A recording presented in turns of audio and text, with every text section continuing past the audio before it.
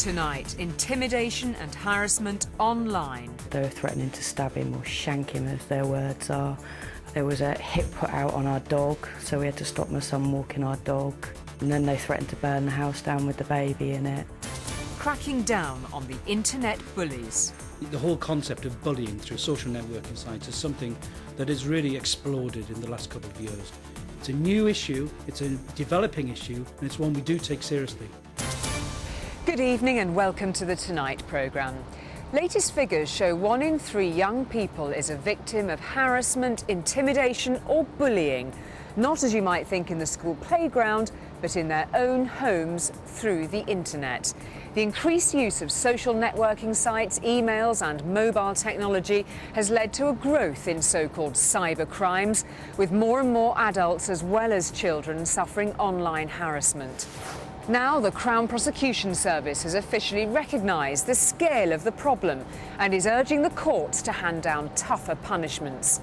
Tonight, former police detective and child protection expert Mark Williams-Thomas investigates the bullies online.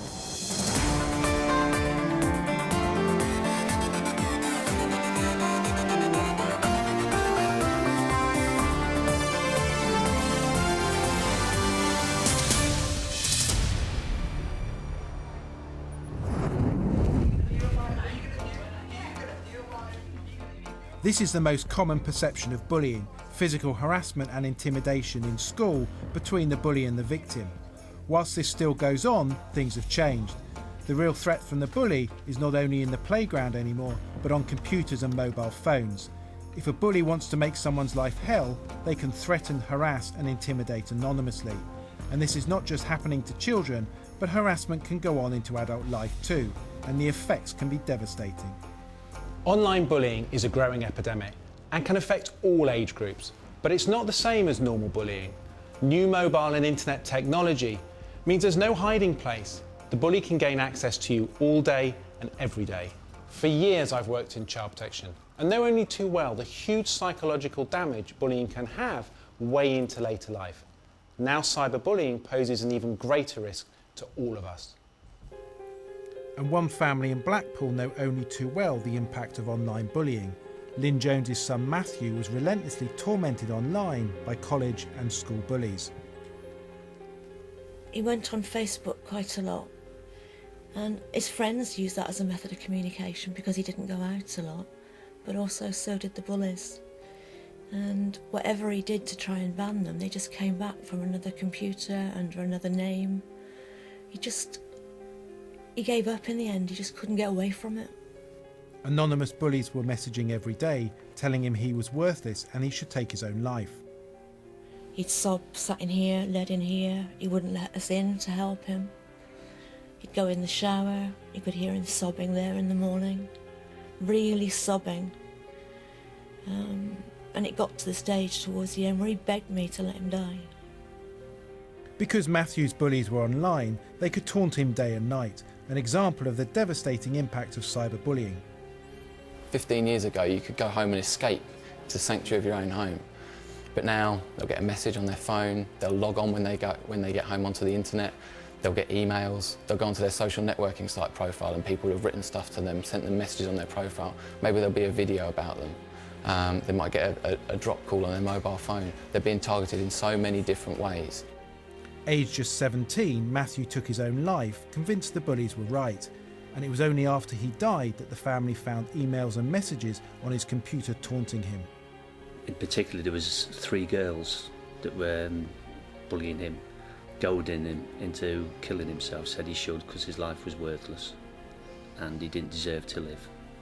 The family feel the website and messaging service used by Matthew's bullies should have spotted the level of abuse and threats, so action could have been taken before it was too late. Well, somebody's got to take responsibility for it. You can't just keep passing the book around from one organisation to the other. Somebody's got to bring it to book, grab it and say we've got to do something about it, because computers now are a way of life with the children. The question I want to ask, when the impact of cyberbullying can be so great and affect as many as 1 in 3 young people, whose job is it to monitor the internet? Is it parents, schools, the police, or is it the websites themselves? The challenges investigating online bullying are great, simply because many bullies taunt their victims anonymously. Elle has been harassed for the last 5 years by an untraceable stalker. This is one of the earlier messages that you received. Just read it out to me. The message is kind of goading me on. It says, I'm waiting for a reply. If you don't reply, I'm going to continue making your life hell and you won't like it. So how do you feel now? So this is one of your early messages. How are you feeling? Well, when I first got this, I hadn't had a history of knowing that they were going to abuse me. So I just looked at this and thought this was somebody maybe just being a bit too offensive, and tried to think no more of it. So serious was the harassment in Elle's case, the police did trace the computer the stalker was using, but it was in a public library hundreds of miles away.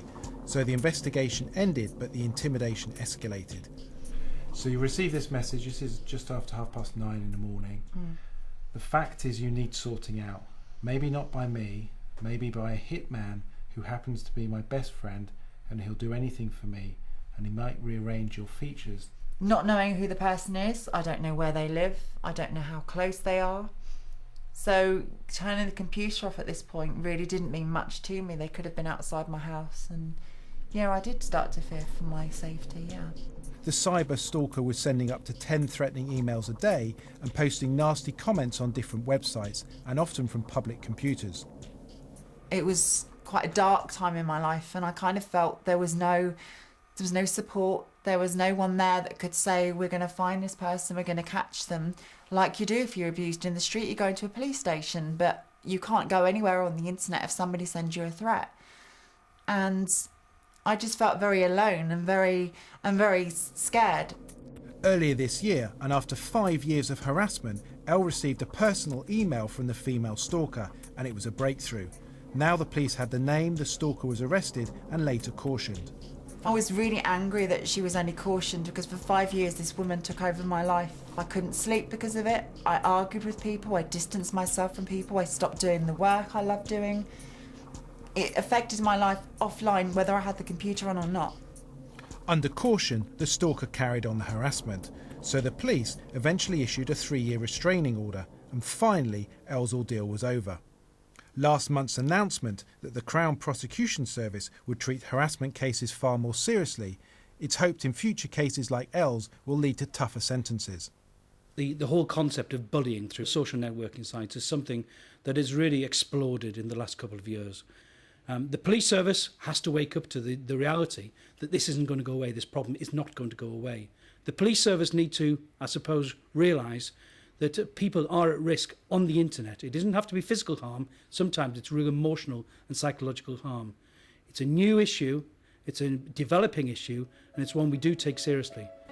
Despite the growing epidemic of online harassment and tough talking by the police, there's only ever been one high-profile prison sentence handed down because of cyberbullying. That was of teenager KEELEY HOUGHTON. It was a story Tonight featured earlier this year. We interviewed KEELEY's victim, Emily Moore, about the history of bullying. She threw her drink glass at me. She was shouting like, I'll give you something to phone the police about. And I was crying, my friend hugged me. I sort of thought nothing more of it over the weekend until on the Sunday night my friend who I'd been dancing with rang me and said, have you seen KEELEY's Facebook page? And who writes that on a public forum for people to read, you know, that you're going to murder someone? It's not something you write with a light-hearted, it's not something that can be read into as a joke at all. My heart sank and I was just like, this girl has got it in for me, like it was some sort of vendetta. Statistically, girls are more likely to be victims of cyberbullying and more likely to bully. KEELEY was arrested and jailed for cyberbullying after she pleaded guilty to harassment.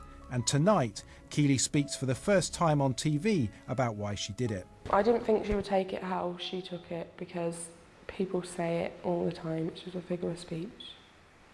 So I'm not actually going to go and murder someone. Now KEELEY has a criminal record. She says her bullying behaviour has cost her everything, unable to find a job and publicly branded as cyberbully. Because I was angry at the time, it just came out. I was sat with my friends when I did it. It wasn't just being horrible. I wasn't like, yeah, I'm going to kill her. I wasn't like that. If I could go back, I wouldn't have wrote what I wrote on my status. But it was just a spur of the moment thing, and I didn't realise it was going to go as far as it did. With police promising a tougher stance against cyberbullying, it's expected more cases like Keeley's will come to court. But many feel it's the websites themselves who could do more to stop cyberbullying happening in the first place. Many of the victims are targeted by bullies who set up fake web profiles on social networking sites and post offensive comments, pictures and videos for everyone else to see. We've heard from a lot of children and young people on social networking sites who've experienced cyberbullying and have tried to report it and not seen any action taken. We've heard from parents who also don't know how they can report it. The mechanisms aren't clear enough or not simple enough for them to be able to report it. 15-year-old Katie Frost from Daventry had a fake site set up in her name. It was full of abuse and she had no idea how to remove the site. Katie uses a new networking site called Formspring. This site allows users to set up their own page with photos and information about themselves, and friends ask questions. Except for Katie, a bully used it to get to her. This page was created. Tell me about it. I started getting questions from anonymous users, and then I just said, who is this, because I would like to sort it out with you. And then they just posted this link on my wall, and it was to a new Formspring page called I Hate Katie. And it just said, ask me anything about Katie. The I Hate Katie Frost page was targeted with abusive and threatening messages, all anonymous. You're obviously hated, so go and die. She must be disabled, retard and pretty unappealing to the eyes. Katie had no idea who was sending these messages, and worse still, she had no idea how to remove them. She emailed Formspring and asked them to remove it, but they didn't. So you've heard nothing back from Formspring, having sent this from 5 months ago. And does the page still exist?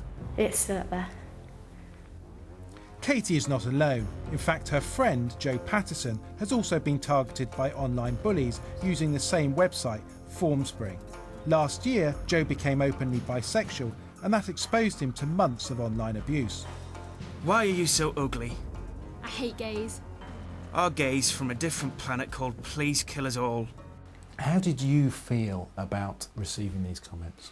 To begin with, I kind of passed them off a little bit, but as they kept coming in greater amounts, it was a very upsetting experience. It made me feel very alone, and that the bullies were right, and that I really was all the things that they were saying.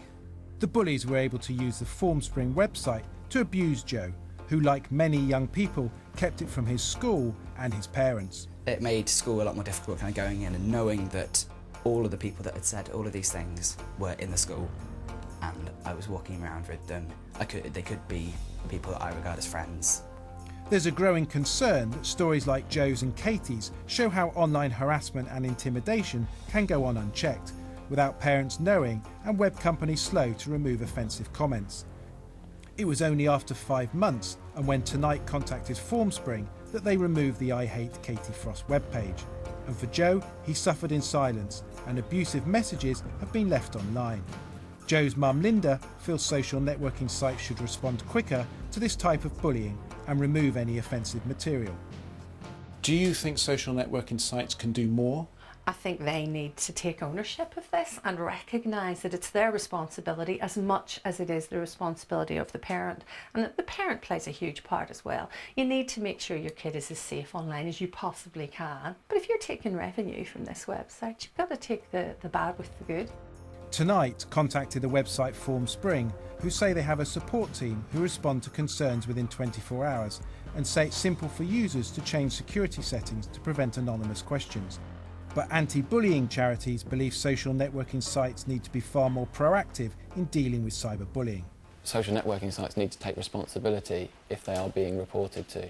And if cyberbullying is being reported to them, then they need to take down content, they need to take down that cyberbullying, they have a duty to do that.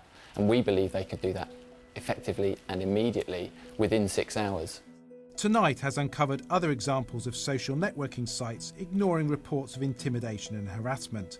Here in Oxford, local youths use Facebook to threaten a family with violence. Peter Crane and his daughter Ellie received months and months of abuse aimed at Ellie's son Ashley, but despite reporting it, they claim Facebook took no action. Ellie, how did Ashley's bullying first start? He fell out with a group of boys and they started attacking the house, throwing stones and snowballs and generally being quite abusive. So we got ASBOs against several of them, which kept them away from the house. So then it transferred onto internet-based bullying. That's really where it went from there.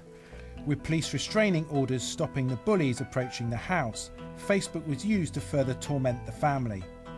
The threats initially started just on a normal profile page, but then they created some other pages, didn't they? Tell me about those. The main one that started up was there from January to up until a few weeks ago, and that was pretty bad. They were threatening to stab him or shank him, as their words are. There was a hit put out on our dog, so we had to stop my son walking our dog, and then they threatened to burn the house down with the baby in it. Despite the severity of the intimidation, there was little they could do as the bullies were difficult to trace, so they repeatedly asked Facebook to remove the abuse. We just kept reporting it. I'd put links on my other child's page so that my friends, because I was blocked, so that my friends could report it. We had people all over the country reporting it and it still wouldn't go away. Desperate for the page to be removed, Peter and his daughter Ellie carried out their own investigation, tracking the members and their parents to try and appeal to them directly to stop. Ellie, you made contact with the mother of one of these boys that was bullying your son. What did she say? She was absolutely horrified at the site that was set up. She reported them herself several times, and she assured me that her son would stop any future behaviour or threats. It was only when Peter and Ellie traced the creator of the Facebook page that it was removed. Facebook told us that they respond aggressively to reports of potential abuse and that reports involving harassment are prioritised, with most reviewed within 24 hours. And they are constantly reviewing procedures to shorten the time between reporting and action taken. We really need to keep in mind the fact that the solutions to that particular bullying incident, in the vast majority of cases, don't lie with an intervention by the online service provider. They lie with resolving the situation in the school, in the workplace, the local situation that's given rise to the cyberbullying. It's actually far more effective for somebody to confront a young person and say, you must close that group down, you must shut that profile down or stop making those comments, than to simply have Facebook remove the comments. Because the young person that way learns to change their behaviour, which ultimately is the solution to cyberbullying. So if sites like Facebook say it's also up to us to sort bullying out locally, that's where schools come in.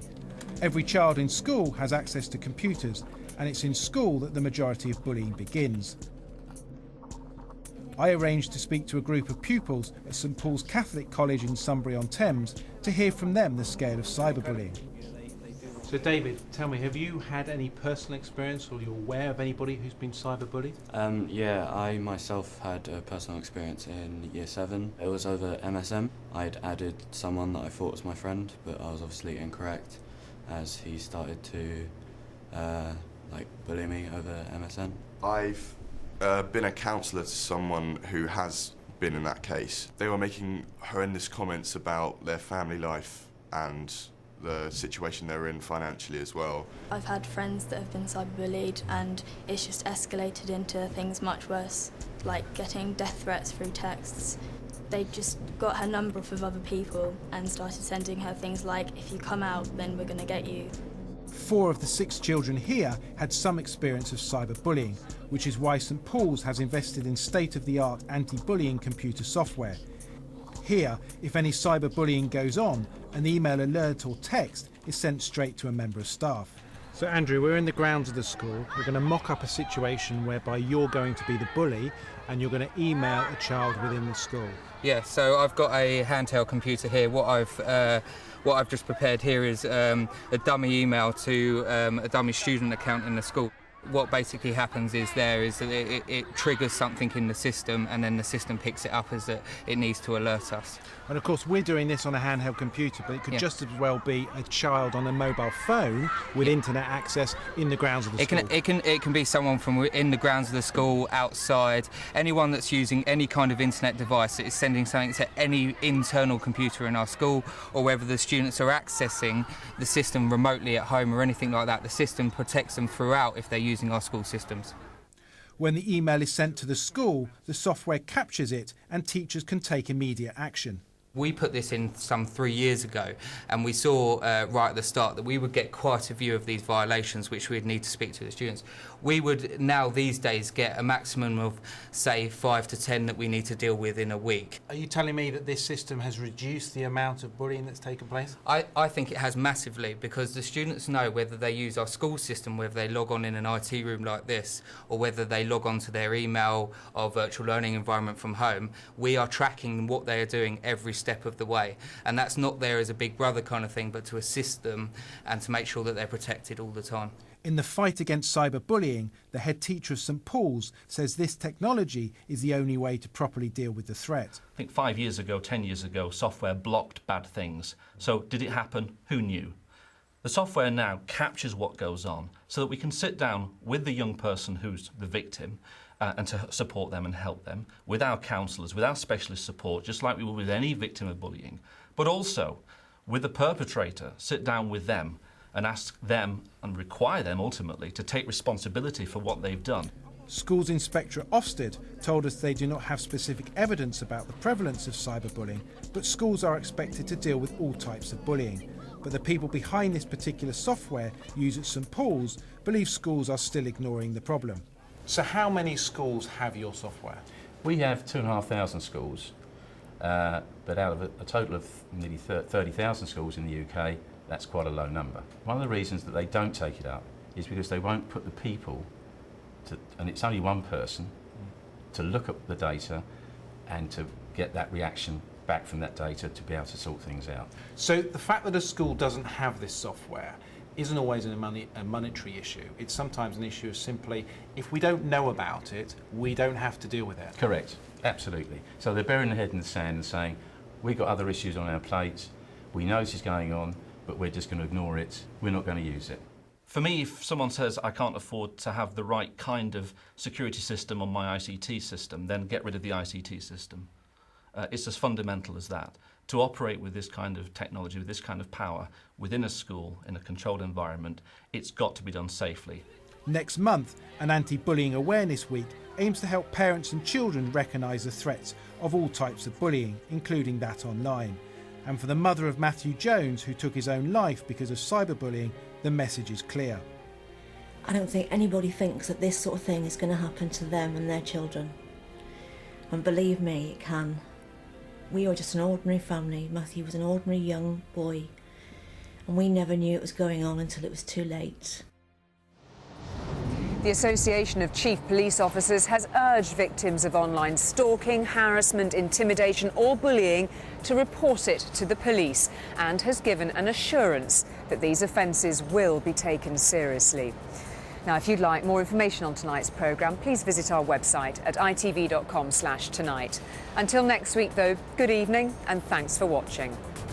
Coming up next week, with so many young families locked out of the property market, unable to afford a house of their own, are we witnessing the end of the golden era of home ownership?